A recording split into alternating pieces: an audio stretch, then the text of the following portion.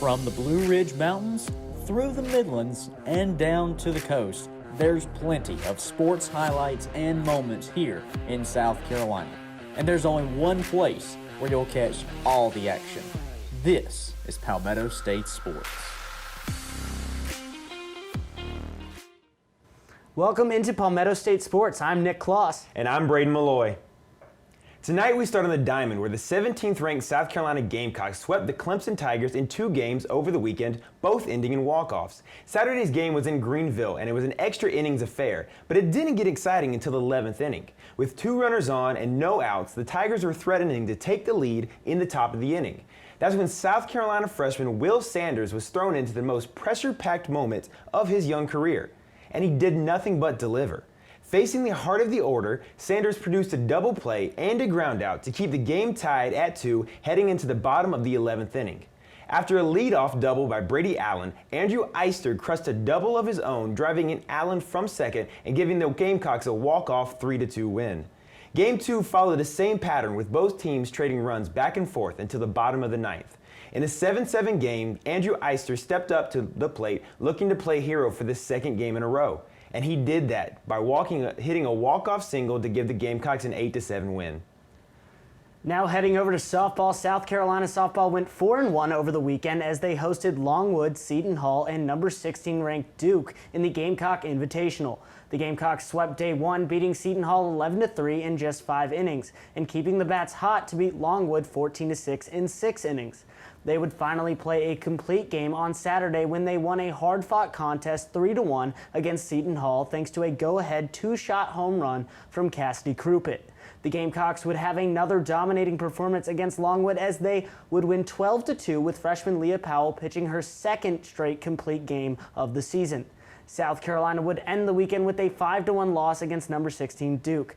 This would be USC's first loss in the Gamecock Invitational in 7 seasons. Blue Devils pitcher Peyton St. George was lights out for Duke, only allowing 2 hits in 5 innings of play. The Gamecocks will now look to bounce back as they stay home to take on Winthrop on Wednesday at 6 p.m.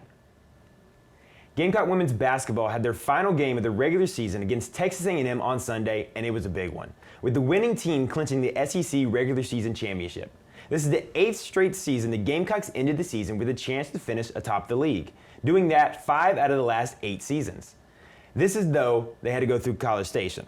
It was a fast-paced game, and after a 10-0 run that closed at half, the Gamecocks only trailed by 1, 35-34, and were looking to take that momentum into the second half.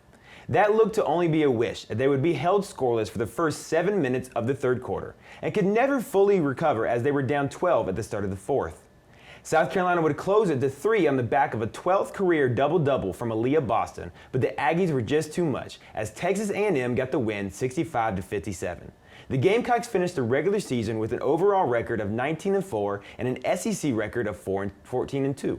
They clinched the number 2 seed in the SEC tournament, securing a first and second round bye, and will play their next game on March 5th.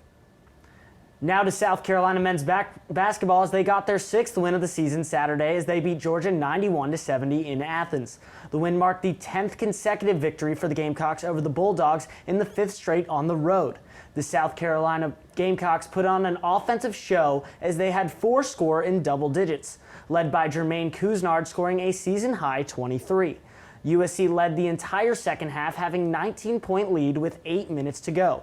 The Gamecocks would just add on to that and lead by as much as 25 points late in the game. The Gamecocks were also strong defensively, holding the Bulldogs to just 37% from the field. Georgia is now 14-10 with an outside shot of getting into the big dance after dropping that one at home to the now 6-12 Gamecocks. South Carolina will head home to take on number 12 ranked Arkansas Tuesday night for their home regular season finale before finishing their season in Kentucky.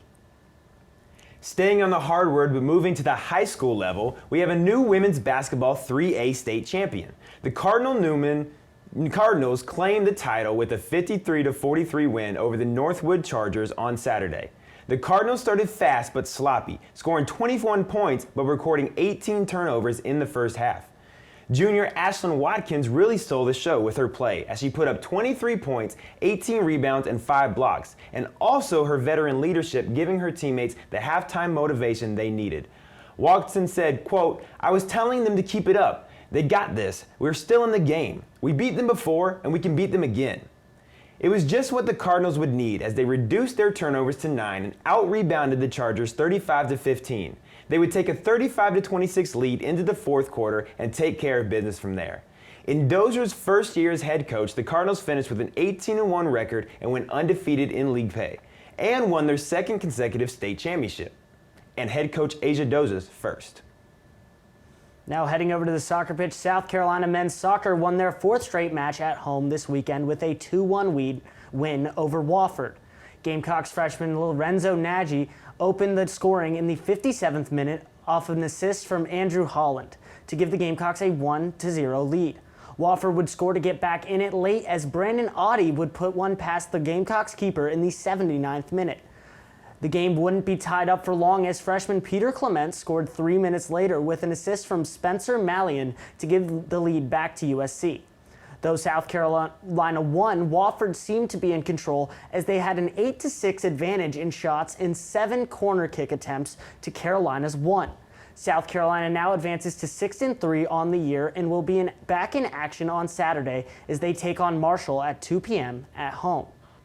That's all the sports news from this past week across South Carolina. I'm Braden Maloy. And I'm Nick Klos, and until next Monday, this has been Palmetto State Sports.